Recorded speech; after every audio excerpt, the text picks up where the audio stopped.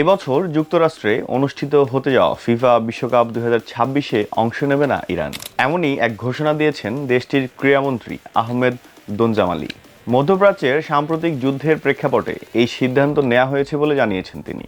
যুক্তরাষ্ট্র ও ইসরায়েলের হামলায় ইরানের সর্বোচ্চ নেতা আয়াতুল্লাহ আলী খামেনি নিহত হওয়ার পর মধ্যপ্রাচ্যের পরিস্থিতি অস্বাভাবিকভাবে উত্তপ্ত হয়ে ওঠে। ইরান তাদের সর্বোচ্চ নেতা নিহতের পর সংযুক্ত আরব আমিরাত ও কাতারের মতো কয়েকটি দেশের মার্কিন ঘাঁটিতে ব্যাপক হামলা চালায়। ফলে যুদ্ধ বাধে বেশ বড় আকারেই, যা এখনো চলমান এই যুদ্ধের মধ্যেই ট্রাম্প ফিফা সভাপতিকে বলেছিলেন, ইরান ফুটবল বিশ্বকাপে অংশ নিতে চাইলে তাদেরকে স্বাগতম।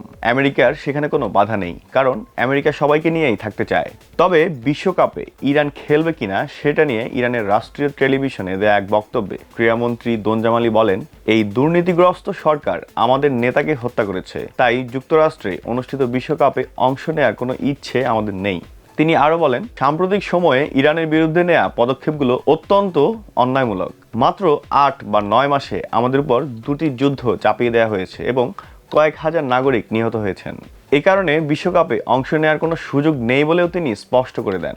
দোনজামালি বলেন, আমাদের বিশ্বকাপে অংশ নেওয়ার কোনো সম্ভাবনাই নেই। তবে এই ঘোষণায় বড় ধাক্কা খেয়েছে ফিফা, কারণ ফিফা সভাপতি জিয়ান্নি ইনফান্তিনো যুক্তরাষ্ট্রের প্রেসিডেন্ট ডোনাল্ড ট্রাম্পের সঙ্গে বৈঠকের পর জানিয়েছিলেন, ইরান দলকে বিশ্বকাপে স্বাগত জানানো হবে। এখন ইরান সরে দাঁড়ালে তাদের জায়গায় কোন দল খেলবে সেটি এখনো নিশ্চিত নয়। এদিকে আগামী 11 জুন থেকে যুক্তরাষ্ট্র, কানাডা ও মেক্সিকোতে শুরু হওয়ার কথা রয়েছে বিশ্বকাপের। ফিফার নিয়ম অনুযায়ী কোনো দল টুর্নামেন্ট থেকে সরে গেলে তার বদলে কোন দল অংশ নেবে সে সিদ্ধান্ত নেওয়ার পূর্ণ ক্ষমতা রয়েছে ফিফার হাতেই। ফিফার বিধির 6.7 অনুচ্ছেদে বলা হয়েছে, কোনো সদস্য দেশ বিশ্বকাপ থেকে সরে গেলে বা বাদ পড়লে ফিফা নিজেদের বিবেচনায় অন্য কোনো দলকে সুযোগ দিতে পারে।